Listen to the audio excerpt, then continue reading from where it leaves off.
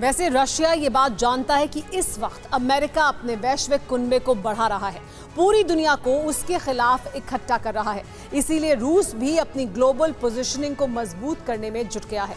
हालांकि इसी global positioning को लेकर ब्रिटिश मीडिया की तरफ से चौंकाने वाली रिपोर्ट सामने आ रही है।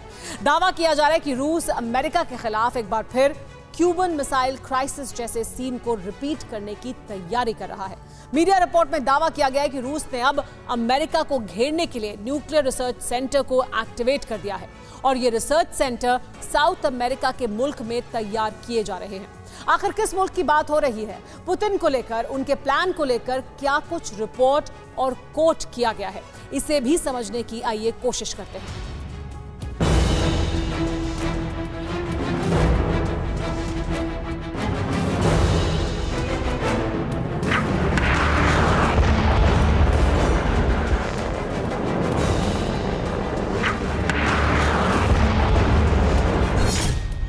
क्या दुनिया एक बार फिर अमेरिका और रूस के बीच कोल्ड वॉर को महसूस करने वाली है? क्या इस बार बात कोल्ड वॉर से भी आगे बढ़ने वाली है? क्या रूस एक बार फिर 1962 वाले क्यूबन मिसाइल क्राइसिस के एपिसोड को नए सिरे से दोहराने की शुरुआत कर रहा है? ये चंद ऐसे सवाल हैं जो ब्रिटिश मीडिया की एक रिपोर्ट के बाद सामने आ चुके हैं। ब्रिटिश मीडिया की माने तो पुतिन एक बार फिर अमेरिका को, बाइडेन एडमिनिस्ट्रेशन को क्लियर कट न्यूक्लियर सिग्नल्स भेज रहे हैं। आगे कुछ भी बताने से पहले ब्रिटिश मीडिया की इस हेडलाइन पर गौर कीजिए। express.co.uk ने तफसील से इस रिपोर्ट को छापा है, दुनिया के सभी कोने तक इसे शेयर किया है। रिपोर्ट कहती है कि रूस ने अमेरिका के बिल्कुल पास 2 न्यूक्लियर रिसर्च फैसिलिटीज को खोल दिया है। इस खबर की डिटेल्स को आगे समझाएंगे, लेकिन पहले इस रिपोर्ट की टाइमिंग पर गौर कीजिए। दुनिया के लिए नए न्यूक्लियर स्टैंड ऑफ के हालात की तरफ इशारा करने वाली यह खबर ऐसे वक्त में सामने आई है जब अमेरिका ने यूक्रेन को $1 बिलियन की नए सैन्य मदद देने का ऐलान किया है। अमेरिका की तरफ से यूक्रेन को और ज्यादा हाइमार्स सिस्टम दिए जाएंगे। इस बार 1000 एंटी टैंक जैवलिन मिसाइलों के साथ साथ मोर्टार और बड़ी मात्रा में आर्टिलरी एम्युनिशन भी भेजा जाएगा। इसका मतलब यह है कि अमेरिका ने रूस के खिलाफ यूक्रेन की मदद करने के लिए अपना खजाना खोल दिया है। करीब $10 बिलियन की मदद अभी तक दी जा चुकी है, और वो भी तब जब रूस बार बार ये कह रहा है, धमका रहा है कि अमेरिका समेत पूरे वेस्टर्न वर्ल्ड को हथियार भेजने की कीमत चुकानी होगी। यूक्रेन युद्ध का विस्तार यूरोप तक जा सकता है। वो अब 300 किलोमीटर की दूरी वाले हथियार दे रहे हैं, इसलिए हमें लकीर लंबी खींचनी होगी। हम यूक्रेन के पास ऐसे हथियार नहीं रहने दे सकते जिसके चलते रूस की संप्रभुता और क्षेत्रीय अखंडता को खतरा हो, या फिर उन इलाकों को खतरा हो जो अब रूस में शामिल होने वाले हैं।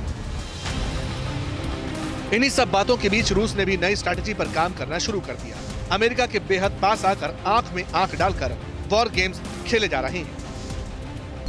रूस ने साउथ अमेरिकी मुल्क बोलीविया में न्यूक्लियर रिसर्च फैसिलिटी की शुरुआत की है।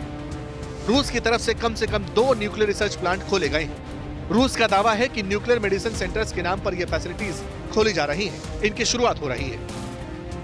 रूस की सबसे बड़ी एनर्जी कंपनी रोसाटम इस पूरे ऑपरेशन को अंजाम दे रही है। हालांकि इस न्यूक्लियर प्रोजेक्ट को लेकर कई एक्सपर्ट्स आशंकित भी हैं। उनका कहना है कि इसके जरिए रूस उन हरकतों को अंजाम दे सकता है जिससे क्यूबन मिसाइल क्राइसिस वाला चैप्टर एक बार फिर दुनिया के सामने आ सकता है। यानी तभी जुबान में एक्सपर्ट्स इस न्यूक्लियर फैसिलिटी को रूस का एटम टेस्टिंग ग्राउंड बता रहे हैं। एक्सपर्ट्स के मुताबिक पूरी टाइमलाइन को समझने की जरूरत है।